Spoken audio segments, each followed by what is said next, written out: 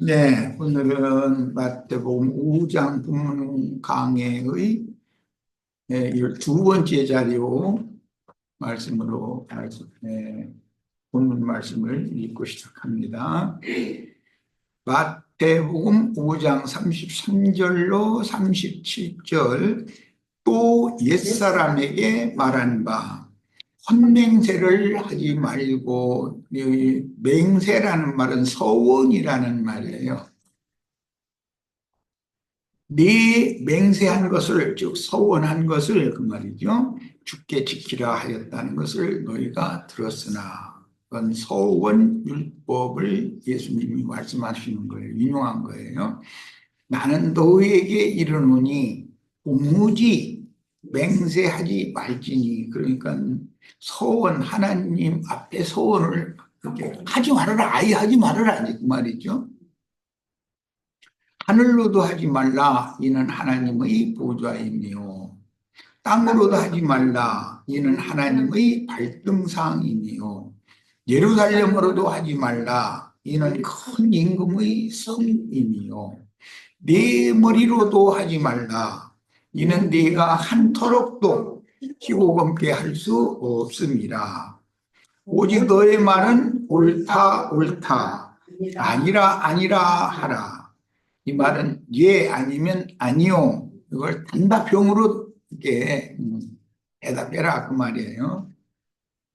이에서 지나는 것은 악으로부터 나느니라. 이 말씀부터 이제 말씀을 참고합니다.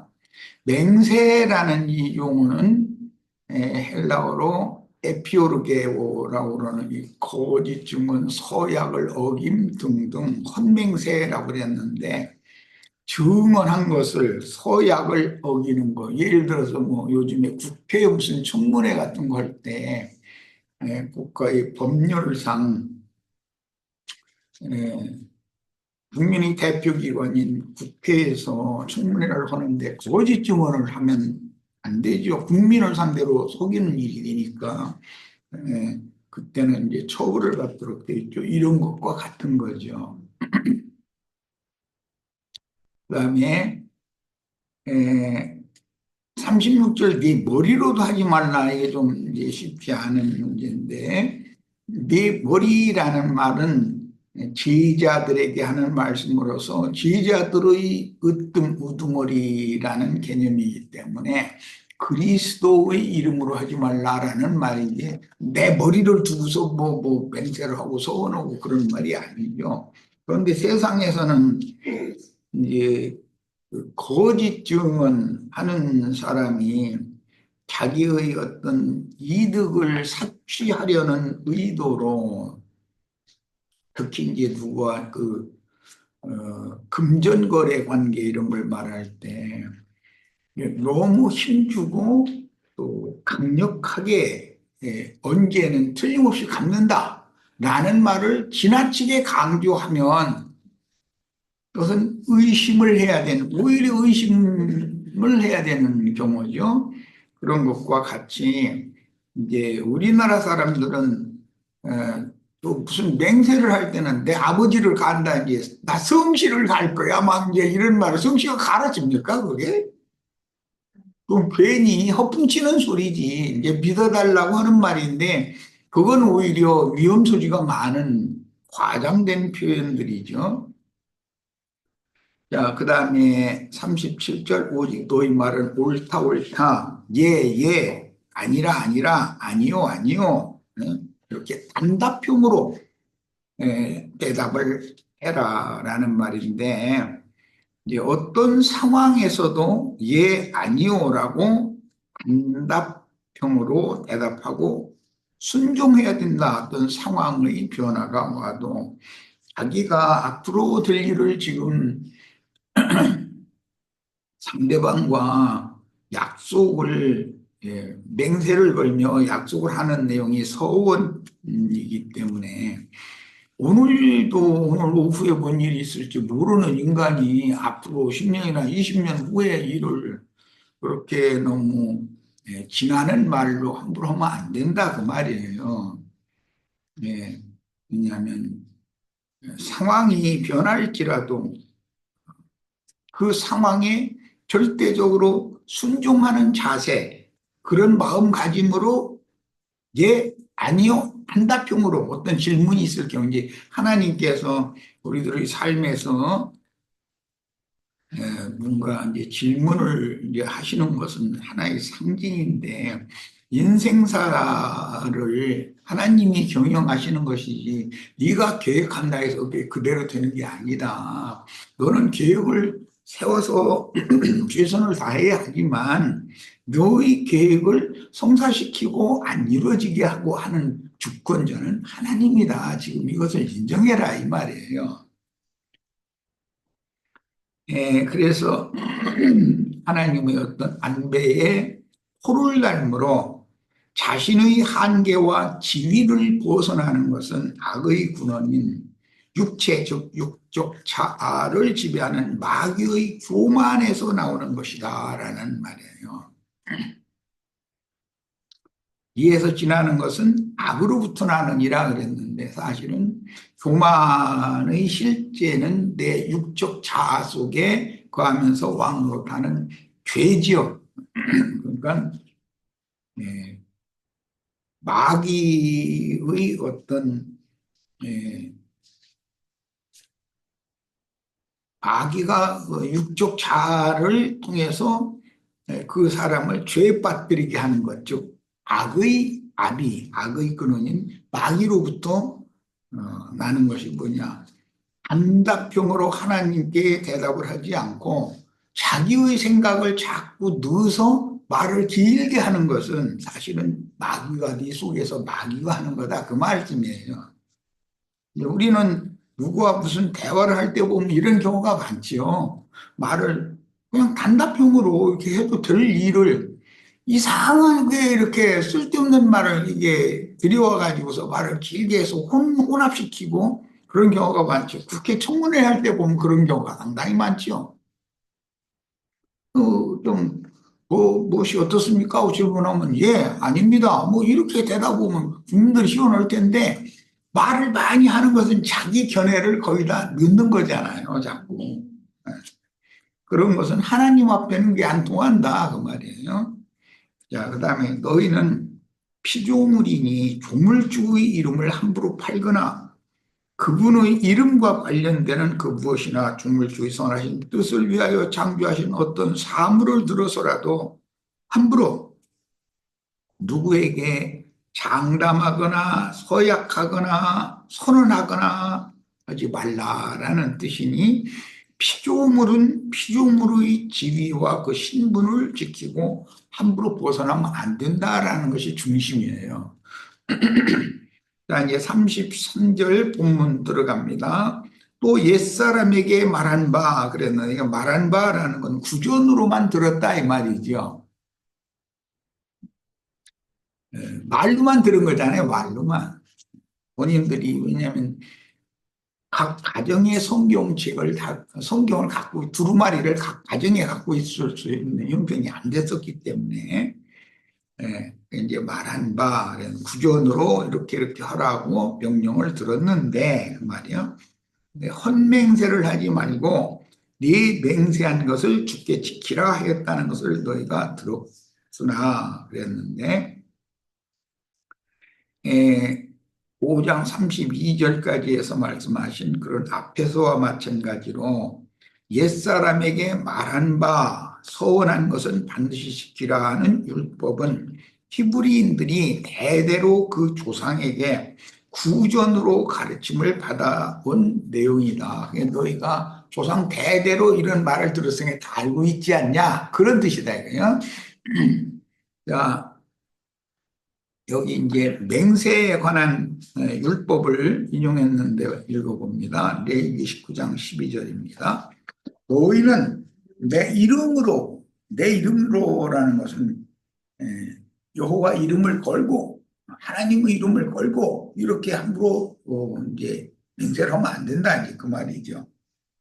맹세함으로 내 이름으로 거짓 맹세함으로 네 하나님의 이름을 욕되게 하지 말라. 나는 여호와니라.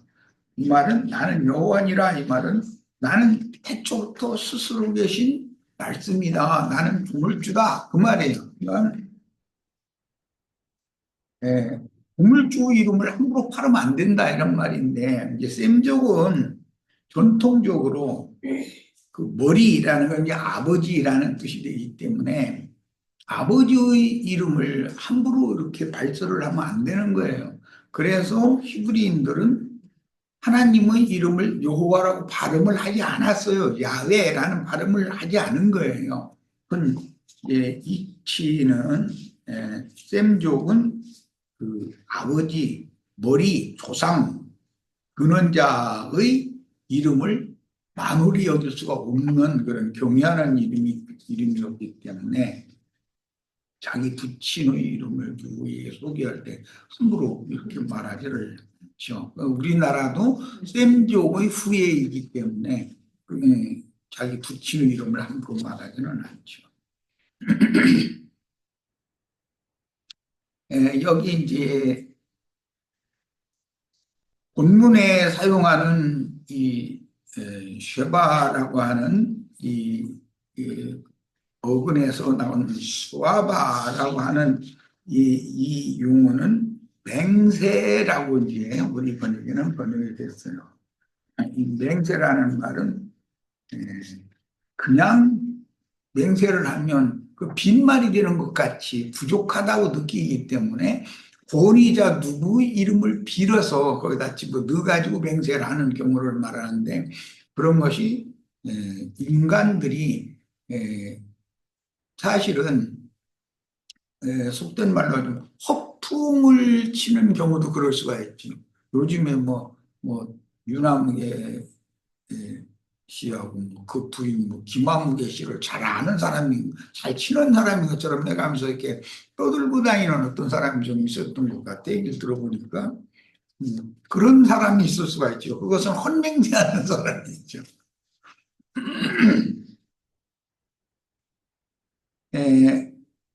여기 이 맹세라는 말은 이제 히브리인들의 개념에서는 7번을 말한다 그런 이제 의미를 갖고 있어요. 이것은 어떤 말을 7번을 되풀이를 함으로 단정하거나 확정한다 그런 뜻이에요. 누구 이름으로 맹세한다라는 말은 맹세라는 용어 자체가 7번을 그 똑같은 말을 반복한다는 거예요. 이건 무슨 뜻이냐? 완전함을 강조한다 이게요. 다른 사람이 안 믿어줄 것 같으니까 그걸 자기는 강조하느라고 그러는 거 아니겠어요? 헛얘기 또 하고 헛얘기 또 하고 이렇게. 예, 그것을 맹세라고 표현을 했어요. 자, 민수기 30장 2절로 이제 4절 서원법에 관한 율법을 지금 보는 거예요. 사람이 여호와께 서원하였거나 결심하고 서약하였으면 깨뜨리지 말고 그가 입으로 말한 대로 다 이행할 것이니라. 여기 서원이라는 말은 네델, 서약이라는 쉐부아라고 하는 이제 용어인데 이것은 구체적으로 서로가 확약이 되는 그런 상태. 이 서원법은 창세기 28장에서 야곱이 바단 아람으로 가면서 꿈에 나타난 자기 아버지와 자기 조부가 섬기던 하나님께서 야곱에게 나타나서 야곱을 두려워하지 않게 하기 위해서 하신 말씀이죠. 너를 반드시 이 땅으로 다시 돌아오게 내가 해줄 것이다. 그 계시를 받고 나서 어, 서운을 했죠. 나의 가는 이 길에서 나를 지켜주셔서 먹을 것도 주시고 입을 것도 주시고 평안히 내 아버지 집으로 돌아오게 해주시면 내가 나에게 주셨던 모든 것에서 10분의 1을 하나님께 되돌려드리겠다고 이제 서원을 했는데 거기에서부터 시작되는 말씀이에요. 그러면 그 서원을 반드시 지켜야 된다는 거예요. 하나님과 약속을 해놨으니까. 자, 이런 말씀을 교계에서는 약속 헌금이라는 걸 눈 감고 손들으라고 그래가지고 종이에다 써서 넣으라. 음, 그게 이제 예배당 건축할 때 꼭 써먹는 수법이죠. 이렇게 성경에 이렇게 돼 있다. 서원한 건 꼭 지키라고 돼 있다. 이거 안 지키면 하나님 앞에 뭐 벌을 받는다. 이런 식으로 엄포를 넣는 거죠. 예. 그러니까 못 지킬 약속이면 아예 써 넣지를 말라 이 말이에요. 예수님이 주시는 말씀은 지킬 수도 있지만 못 지킬 수도 있잖아. 어떻게 알아? 상황이 바꿔지 못하는 건데. 민수기 30장 이번에는 2절로 4절을 봅니다. 사람이 여호와께 서원하였거나 결심하고 서약하였으면 깨뜨리지 말고 그가 입으로 말한 대로 다 이행할 것이니라. 그런데 그냥 일반적인 약속을 하는 것과 서약을 하는 것, 맹세를 해가면서 약속을 하는 건 다르다라는 것이죠. 자기 이름을 걸어서 맹세할 수는 없잖아요. 자기보다 큰 자 이름을 걸어야지. 그러니까 뭐 내가 이 돈을 지금 빌려가지만 언제까지는 틀림없이 갚는데 내가 못 갚으면은 보증인 누구를 세워서 그 사람을 통해서 갚겠다. 이렇게 세상에서도 그 인감증명을 내가지고 보증인을 세우게 하지요. 그렇게 하는 것이 그게 맹세 서약이다 이런 말이야. 그럼 꼭 지켜야죠. 그 사람이 그걸 못 지키고 죽었으면 보증 쓴 사람이 그걸 법적으로 꼭 갚아야 되잖아요. 그런 경우와 같은 거예요. 자, 이제 민수기 30장 2절로 4절을 더 읽어나갑니다. 또 여자가 만일 어려서라는 건 아직 혼인을 하지 않은 처녀 상태를 말한 거예요. 그 아버지 집에 있을 때는 이 말은 혼인을 하지 않은 처녀를 말하는 거죠. 여호와께 서원한 일이나 스스로 결심하려고 한 일이 있다고 하자. 그의 아버지가 그의 서원이나 그가 결심한 서약을 듣고도 그녀에게죠. 실까지 아는 여자니까 그녀에게 아무 말이 없으면 그녀의 모든 소원을 행할 것이다. 아버지가 인정해 준다는 뜻이에요. 딸의 소원을 행하라고 인정해 준다는 뜻이에요. 그가 결심한 서약을 지킬 것이니라. 이제 이어지는 말씀에 보면 기혼자인 경우는 자기가 소원한 것을 남편이 듣고 아무 말도 없으면 지키는 거고 그거 안 된다고 할 수 없는 짓을 왜 그게 과도한 약속을 했는가 하면 할 수 없는 거예요. 처녀인 경우는 친정 아버지가 결정하는 거고 이 말은 머리 사상을 말한다. 으뜸 머리 사상을 지금 강조한다. 처녀 신분 즉 미혼인 경우에는 아버지에게 기혼녀인 경우에는 남편에게 그녀의 서원을 이행할 것인지 여부의 결정권이 그 여자에게 있는 게 아니라 아버지나 남편에게 있는 거다. 이 말은 남자가 여자의 머리가 된다. 지금 그런 말인 거예요. 왜 그런 거죠? 창조 질서가 남자를 먼저 창조하시고 그 다음에 남자를 통해서 여자를 지었기 때문에 위계 질서가 딱 정해진다. 그런 말이에요. 이번에는 신명기 23장 21절로 23절 봅니다. 네 하나님 여호와께 서원하거든 갚기를 더디하지 말라. 네 하나님 여호와께서 반드시 그것을 네게 요구하시리니 더디면 그것이 네게 죄가 될 것이다. 이제 이 말씀이 부흥 강사들과 세상 교계 목회자들이 제일 많이 인용하는 말씀이죠. 하나님께 예를 들어서 지난번 부흥 강사 초대했을 때 눈 감고 백지 한 장씩 줬을 때 얼마 내겠다고 써서 내놔서 그거를 다 우리가 보고 예산을 세우는데 교회당 예배당 건축하는데 돈이 얼마 들어가는데 얼마나 나오겠구나. 그래서 얼마나 빚을 얻고 은행 융자를 얻고 이제 이런 계획을 다 세웠다. 이것을 된다고 약속을 해놓고 내려야 되는 날짜가 지났는데 안 나오면 꼭 이 말씀 들이대가면서 이제 이렇게 억압을 하지요. 에, 이것은 하나님께 약속한 것은 그 약속한 날짜도 꼭 지켜야 된다. 기한도 그걸 안 지키면 하나님에게 갚기를 더디하면 하나님께서 반드시 그것을 내게 요구하시니 더디면 그것이 네게 죄가 된다. 이 말씀 아주 인용하기 얼마나 좋아요. 그러면 이런 말씀을 가지고 우려먹을 것이 아니라 그렇게 눈 감으라 하고 얼마 써내라고 하지 말아야지. 아예 헌명질 하지 말라고 했으니까 말씀대로. 그런데 그것을 눈 감으라 해가지고 돈 얼마 내겠다고 써내게 만들어 놓고 나서 나중에 이걸로 족치거든 이 구절로.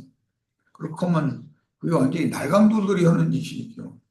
우리 형제 자매님들한테 내가 다 눈 감고서 얼마씩 좀 적어 두시라고 뭐 필요하다고 뭐 만약에 그러면은 우리 형제 자매님들은 나랑 같이 모임 생활을 계속 해야 되겠어요? 떠나야 되겠어요?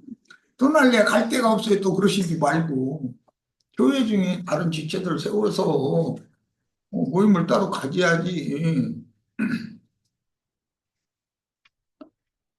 이제 본문에 서원이라는 말은 이 네델이라는 말은 야곱이 바단 아람으로 갈 때 그 조상의 하나님께 서원의 뜻이 자신을 그 조상의 하나님께서 주시기로 약속하신 땅으로 돌아오게 해주시면 내가 이렇게 이렇게 하겠나이다 라고 서원을 했죠. 그런데 그 기한이 20년이 걸렸죠. 20년 후에 돌아왔으면 반드시 베델로 올라가서 서원제를 드려야죠. 한 해 뒤에 자꾸 차일피일 미루면 약속을 안 지키고 싶잖아요. 사람이라는 게.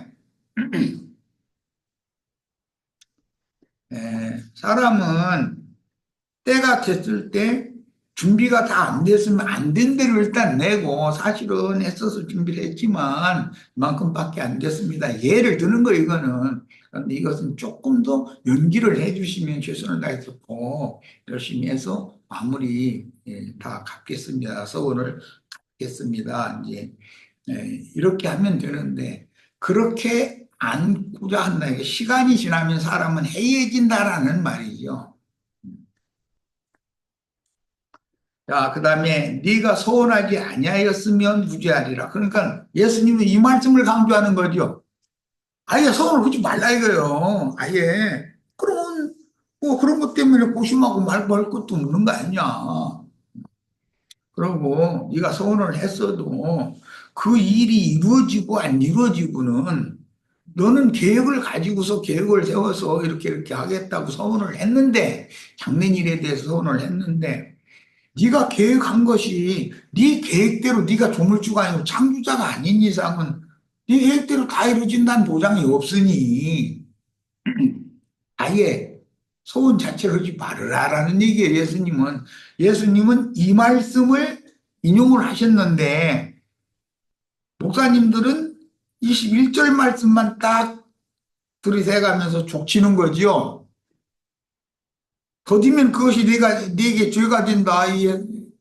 언제까지 되겠다고 백지에다 써내놓고 나서는 날짜가 얼마 지났는데 여태 안 내냐. 우리 지금 계획 세운 대로 안 돼가지고 힘들다. 그런다 해가면서 막 하나님께 거짓말하는 사람 저주가 임한다. 막 이래가면서 쏟아내놓고 그것도 한 번이지 두 번, 세 번 잡고 그랬으면은 사람이 얼마나 힘들어요. 그런데 그때는 나오도 무대 그때 나가면 돈 낸다고 약속해놓고 나서 그거 내기 싫어서 나갔다 이렇게 소문내버리거든 또.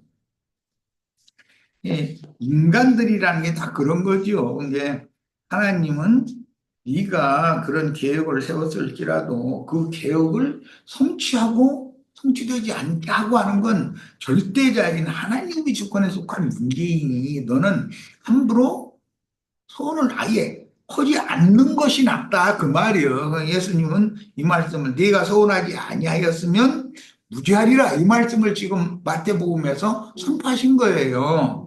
그런데 유대교인들은 이 말씀은 살짝 빼.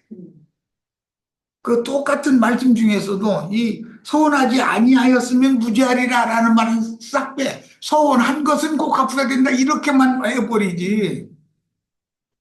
이것이 오늘날 세상 나라의 검사들이 하는 수작이죠. 원 사건을 부분적으로 짝이 띄어가지고 그 사람 죄를 누명을 덮어 씌우려면 그렇게 하잖아요.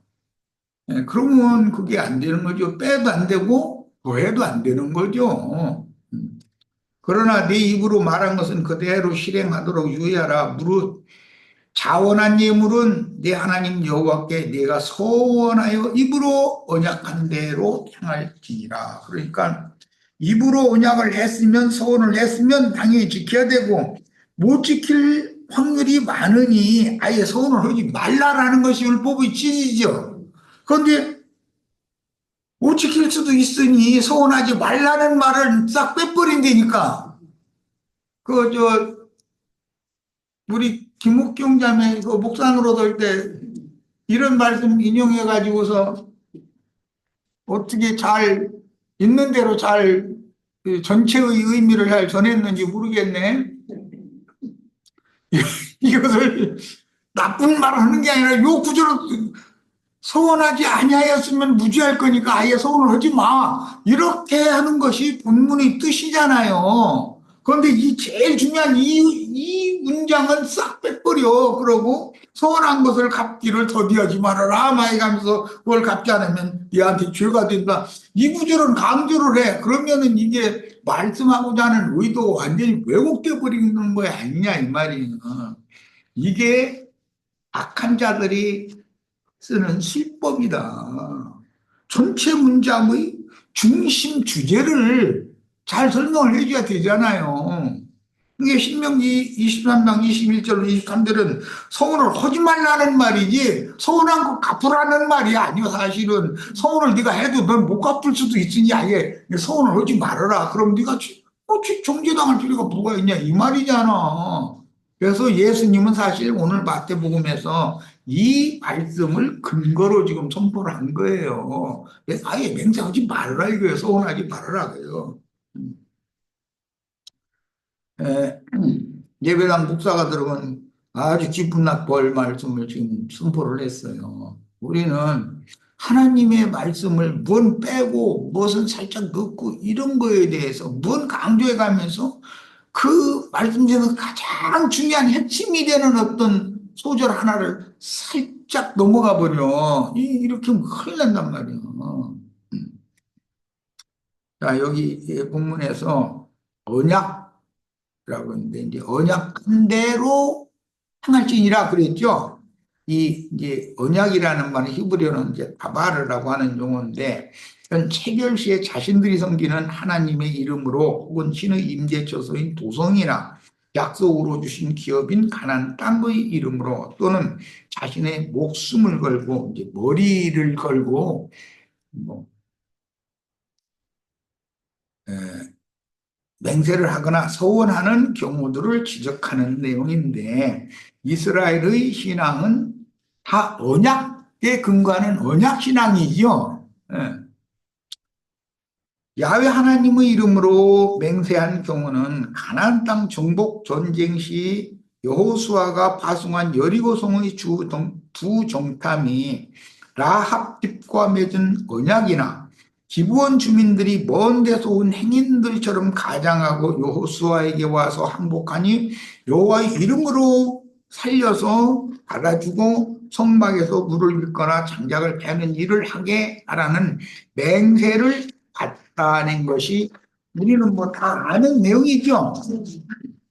여호와 이름으로 일단 그 사람들을 받아주는 걸로 일단 결정을 했으면 여호수아가 죽어야 돼. 만약에 그거 이제 어긴다면 이마만큼 중요했다는 거예요.